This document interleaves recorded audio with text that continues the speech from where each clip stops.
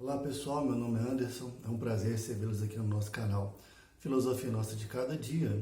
Hoje nós falaremos sobre literatura, falaremos sobre uma obra pouco conhecida no universo literário brasileiro, que é A Carteira de Meu Tio, escrita pelo escritor Joaquim Manuel de Macedo, e publicada no ano de 1855. Mas antes disso eu gostaria de pedir a você que, caso ainda não seja inscrito no nosso canal, que se inscreva, que acione as notificações e nos acompanhe aqui no YouTube.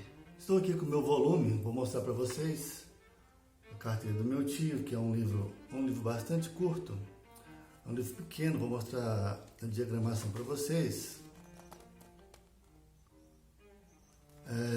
Esse aqui foi publicado pela editora Martin Claret, que é uma coleção. Esse aqui é daquelas coleções de bolso. Esse livro aqui, eu nunca havia ouvido falar nele, eu descobri quando eu ganhei esse volume de presente de uma colega de trabalho. Até gostaria de agradecer novamente, Carol, muito obrigado pelo presente.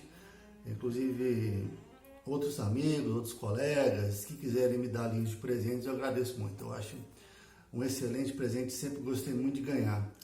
Mas voltando ao nosso assunto, é um livro que não é muito conhecido. Ele geralmente, quando nós falamos de Joaquim Manuel de Macedo, a gente lembra da Moreninha. Falando brevemente sobre a biografia do autor, Joaquim Manuel de Macedo, ele nasceu na cidade de Itaboraí, no estado do Rio de Janeiro. Ele se formou em medicina, foi o mesmo ano que ele publicou o romance Moreninha. Mas ele, além de médico, ele foi professor, ele ensinou geografia e história do Brasil, ele era jornalista, escreveu poemas, escreveu outros livros, publicava com muita frequência alguns periódicos da época e ainda chegou a ser político, sendo deputado regional e provincial. Ele morreu no ano de 1882 e viveu 61 anos.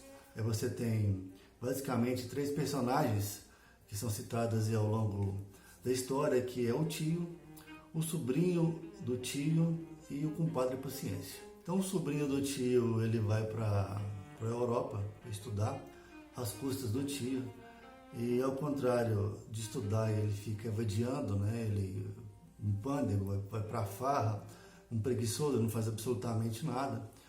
E quando termina o período, né, o qual ele deveria ter estudado e concluído o curso, ele compra um diploma e retorna ao Brasil.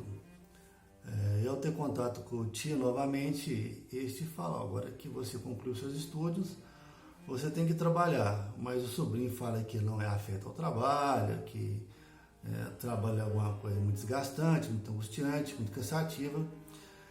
Mas o tio insiste, né, já que ele estudou, já que teve um investimento, a preparação, e o sobrinho então diz que pretende entrar para a política.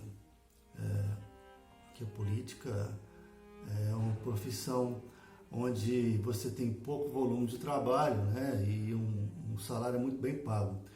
E o tio realmente percebe a inclinação do sobrinho e fala: realmente você tem inclinação para política mesmo, porque você é um sujeito preguiçoso, né?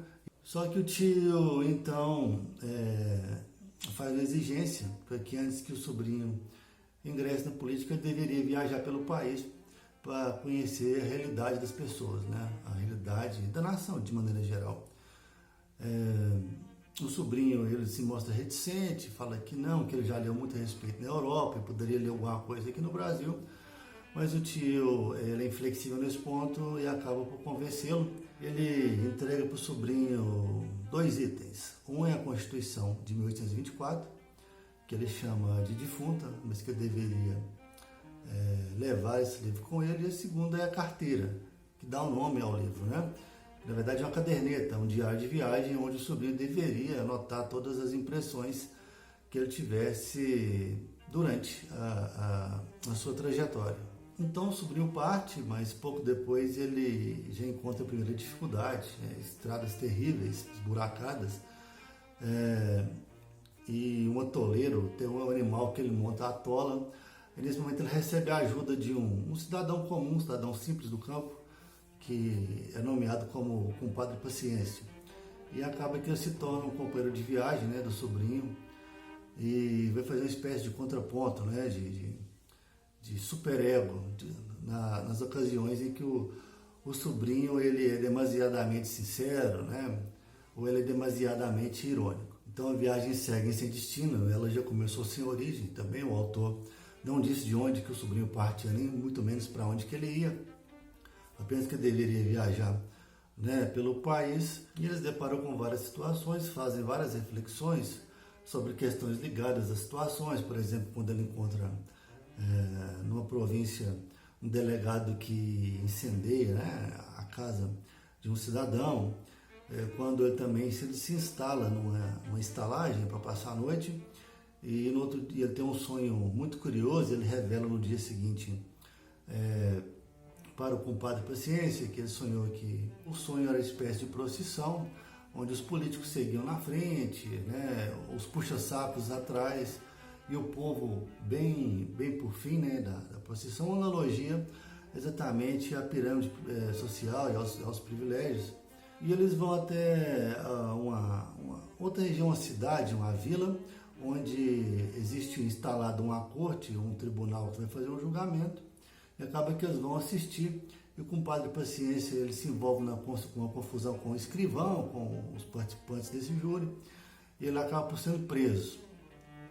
E o nosso protagonista, né, o sobrinho do tio, ele diz que é necessário interromper a viagem para ir em socorro do compadre Paciência, né? Então, nós vamos fazer algumas considerações aqui. A primeira é que esse livro aqui, de certa forma, é inserido no estilo literatura de viagem, onde a narrativa se dá em torno das experiências vividas ou descritas pelo viajante, apesar que no caso desse livro ele é bastante peculiar, considerando que você não tem um ponto de partida nem um ponto de chegada definido, né? Você tem só uma rota que vai passando por lugares que podem ser qualquer lugar, não tem nenhuma referência específica.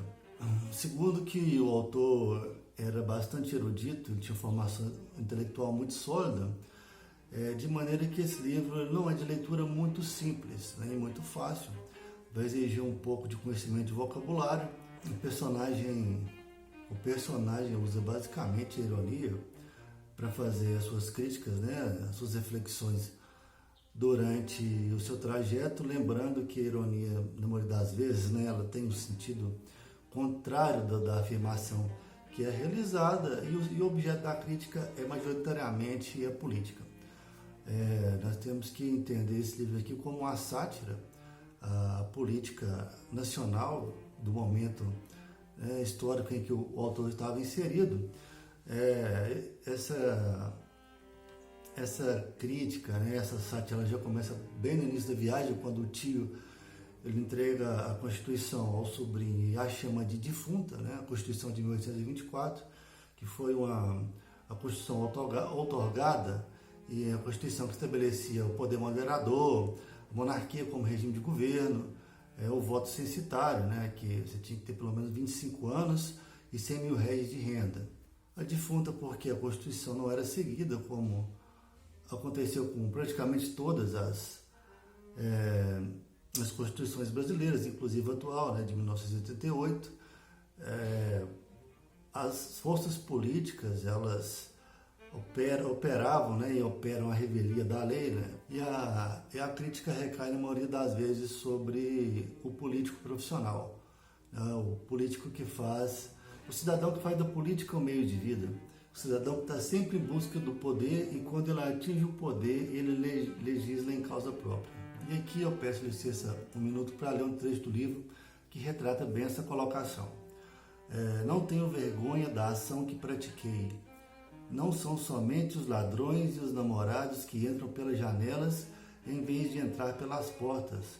Os grandes políticos da escola do eu, que, como se sabe, é a predominante na atualidade, às vezes, sempre que é necessário aos seus interesses, pulam também pelas janelas para dentro do ministério.